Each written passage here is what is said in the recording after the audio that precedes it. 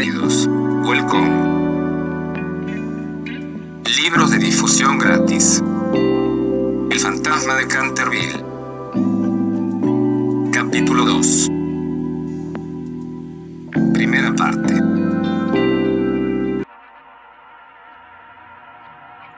La tempestad se desencadenó durante toda la noche, pero no produjo nada extraordinario. Al día siguiente, por la mañana, cuando bajaron a almorzar, encontraron de nuevo la terrible mancha sobre el entarimado. No creo que tenga la culpa el limpiador sin rival, dijo Washington, pues lo he ensayado sobre toda clase de manchas. Debe ser el fantasma. En consecuencia, borró la mancha, después de frotar un poco. Al otro día, por la mañana, había reaparecido, y sin embargo, la biblioteca había permanecido cerrada la noche anterior, porque el señor Otis se había llevado la llave para arriba. Desde entonces, la familia empezó a interesarse por aquello.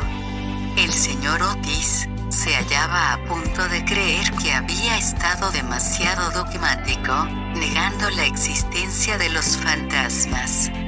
La señora Otis expresó su intención de afiliarse a la sociedad psíquica, y Washington preparó una larga carta para los señores Myers y Podmore, basada en la persistencia de las manchas de sangre cuando provienen de un crimen.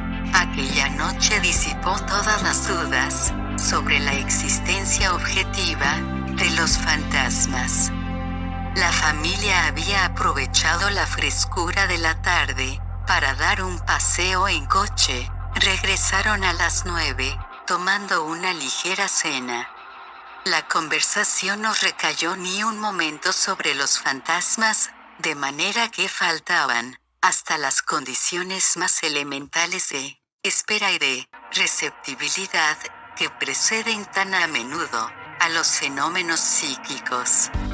Los asuntos que discutieron, por lo que luego he sabido, por la señora Otis, fueron simplemente los habituales en la conversación de los norteamericanos cultos, que pertenecen a las clases elevadas, como, por ejemplo, la inmensa superioridad de Miss Janie Davenport sobre Sarah Bernhardt como actriz, la dificultad para encontrar maíz verde, galletas de trigo sarraceno, aún en las mejores casas inglesas, la importancia de Boston en el desenvolvimiento del alma universal, las ventajas del sistema que consiste en anotar los equipajes de los viajeros y la dulzura del acento neoyorquino comparado con el dejo de Londres.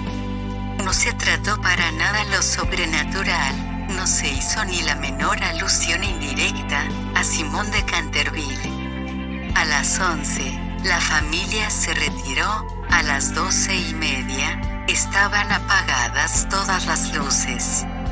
Poco después, el señor Otis se despertó con un ruido singular en el corredor, fuera de su habitación. Parecía un ruido de hierros viejos, que se acercaba cada vez más. Se levantó en el acto, encendió la luz y miró la hora. Era la 1 en punto. El señor Otis estaba perfectamente tranquilo. Se tomó el pulso y no lo encontró nada alterado. El ruido extraño continuaba, al mismo tiempo que se oía claramente el sonar de unos pasos. El señor Otis se puso las zapatillas, tomó un frasquito alargado de su tocador y abrió la puerta. Y vio frente a él, en el pálido claro de luna, a un viejo de aspecto terrible. Sus ojos parecían carbones encendidos. Una larga cabellera gris caía en mechones revueltos sobre sus hombros. Sus ropas, de corte anticuado, estaban manchadas y en jirones. De sus muñecas y de sus tobillos colgaban unas pesadas cadenas y unos grilletes herrumbrosos.